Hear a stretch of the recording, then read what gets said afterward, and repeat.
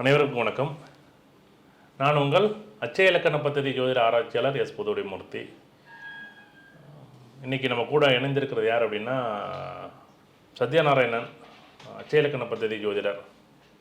அவர் பாரம்பரிய முறையில் ஜாதகம் பார்த்துக்கிட்டு இருந்து இப்போ அச்சய இலக்கண பദ്ധதி ஜோதிட முறையிலையும் ஆய்வு செய்துக்கிட்டு இருக்கக்கூடிய ஒரு ஜோதிடர். நம்ம இதில் என்ன விஷயம் இருக்குது, இந்த ஜாதகத்தில் என்ன அமைப்பு இருக்குது அப்படிங்கிறத பார்க்க போகிறோம்.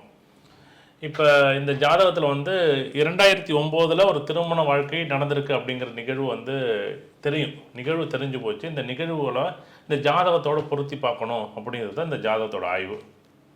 இதை இப்போ சார் இந்த நிகழ்வு எப்படி அப்படின்னு சொல்லுவாங்க.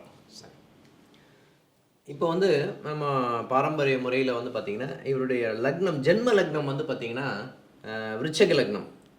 அதாவது 2 5ஆம் இடத்துக்குரிய குரு லக்னத்திலே இருக்காரு அப்படின்னு சொல்லலாம். இந்த குரு பார்க்கக்கூடிய பார்வை பார்த்திங்கன்னா 5ஆம் இடத்தையும் பார்க்குறாரு, 7ஆம் இடத்தையும் பார்க்குறாரு, 9ஆம் இடத்தையும் பார்க்குறாரு. ஓகேங்களா? இந்த மாதிரி அமைப்பு இருக்குது. இவருக்கு பார்த்திங்கன்னா மெயினாக நம்ம பார்க்க வேண்டியது யார் அப்படின்னு பார்த்திங்கன்னா செவ்வாயை பார்க்கணும். லக்னாதிபதி எப்படி இருக்காரு அப்படின்றத பார்க்கணும். லக்னாதிபதி போய் பார்த்திங்கன்னா 8ஆம் இடத்துல போய் உட்காந்துட்டார். ஆக்சுவலாக இவருக்கு ராகு தசை சனி புக்தி, ராகு அந்தரத்தில் திருமணம் நடந்திருக்கு.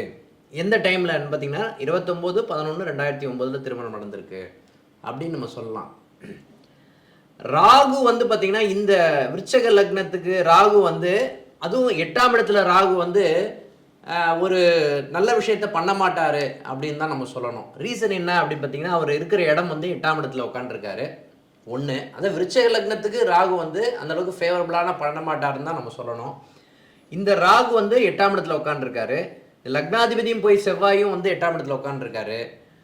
லக்னாதிபதி பார்க்க வேண்டிய பார்வை பார்த்திங்கன்னா செவ்வாய் 11ஆம் இடத்தை பார்க்குறாரு. சரி, சுக்கிரன் எப்படி இருக்கான்னு பார்ப்போம். சுக்கிரன் லக்னத்துக்கு 9ஆம் இடத்துல இருக்காரு. ஓகேங்களா? ஆனால் இவருக்கு நடந்தது பார்த்திங்கன்னா ராகு தசை சனி புக்தியில் நடந்தது. அப்படின்னு சனி யார் அப்படின்னு பார்த்திங்கன்னா இந்த லக்னத்துக்கு 3 4ஆம் இடத்துக்குரியவன் சனி.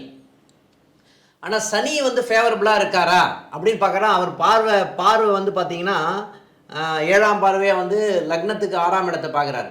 ஓகே, ஜென்ம லக்னத்துக்கு 6ஆம் இடத்தை பார்க்குறாரு. அதே மாதிரி 2ஆம் இடத்தை பார்க்குறாரு. 10ஆம் பார்வையாக பார்த்திங்கன்னா சுக்கிரனை பார்க்குறாரு.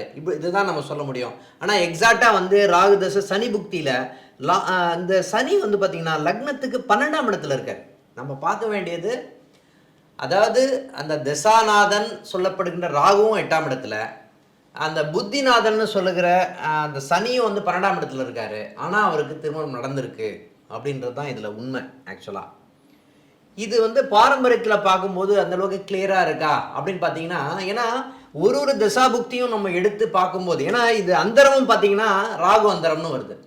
ஒரு தசாபுக்தியும் நம்ம பார்க்கும்போது நம்ம ரொம்ப ஷார்ப்பாக போய் பார்க்கணும். ஆக்சுவலாக அப்படி பார்க்கும்போது கூட இந்த ராகு தசை சனி புக்தி ராகு அந்தரத்தில் திருமணம் எப்படி நடந்தது அப்படின்றதான் ஒரு பெரிய கேள்வி. ஓகேங்களா? அது சார் ஏஎல்பி முறையில் எப்படி இது வந்தது அப்படின்ற விஷயத்த சார் சொல்லுவார். கண்டிப்பாக. இப்போ நீங்கள் விருச்சிக இலக்கணங்கிறது பிறக்கும்போது உள்ள இலக்கணம் அப்படின்னு நம்ம வச்சுருக்கோம். அப்போ அவரோட 26ஆவது வயசில் திருமணம் நடந்து போச்சுன்னு அவர் சொல்லிட்டார். அதாவது நமக்கு முன்னாடி சொல்லி திருமணம் கடந்த காலமும் நம்மகிட்ட தெரியுது. அப்போ நம்ம என்ன சொல்கிறோம், 2004லேருந்து 2014 வரைக்கும் நான் என்ன சொல்கிறேன், இந்த லக்கணம் ஏஎல்பி லக்கணம் அப்படிங்கிறத நான் என்ன பண்ணுறேன், கூடுதலாக ஒரு விஷயத்தை ஆட் பண்ணிடுறேன். இது பிறப்பு, இது பிரம்ம ரகசியம். நம்மளுடைய இதுலேருந்து தொடக்கம். நான் எங்கேருந்து தொடங்குறேன், ஒரு ஓட்டப்பந்தயத்தில் நான் எங்கேருந்து தொடங்குறேன், நான் எங்கேருந்து வர்றேன் அப்படிங்கிறது தான் இது. நான் எங்கே நிற்கிறேன், எங்கே ஓடிக்கிட்டு இருக்கிறேன் அப்படிங்கிறது தான் இது. நான் இதை மாற்றலை.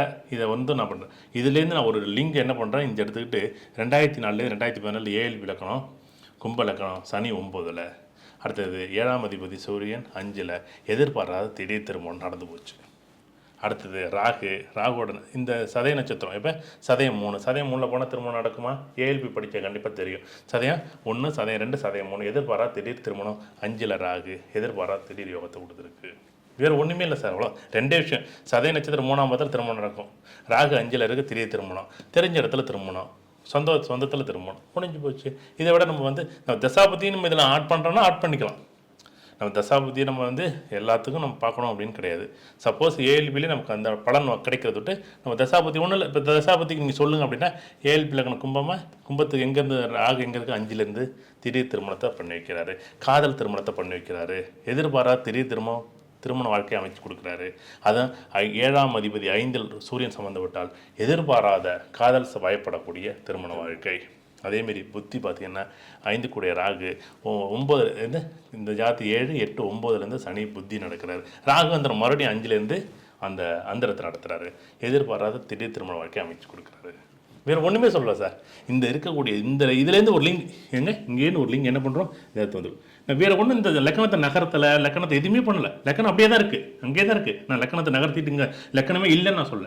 நீங்கள் என்னென்னா இந்த லக்கணத்தை வச்சுக்கிட்டு இங்கே எடுக்கும்போது இந்த லக்கணம் அது ஆட்டோமேட்டிக்காக 7 கூட நல்லா இருக்கா, நல்லா இருக்குது. வேறு என்ன இருக்குது? கண்டிப்பாக உங்களுடைய ஜாதகம் நடந்த நிகழ்வுகளை கண்டிப்பாக உங்கள் வாழ்க்கையோட பொருத்தி பாருங்கள். உங்கள் நடந்த நிகழ்வுகளோட பொருத்தி பார்க்கும்போது உங்களுடைய ஜாதகம் எவ்வளோ அச்சலக்கணத்தோடு பொருத்தி போகுது அப்படிங்கிறத நீங்கள் ஆய்வு பண்ணி முடிவை தெரிஞ்சுங்க. நன்றி, வணக்கம். வணக்கம்.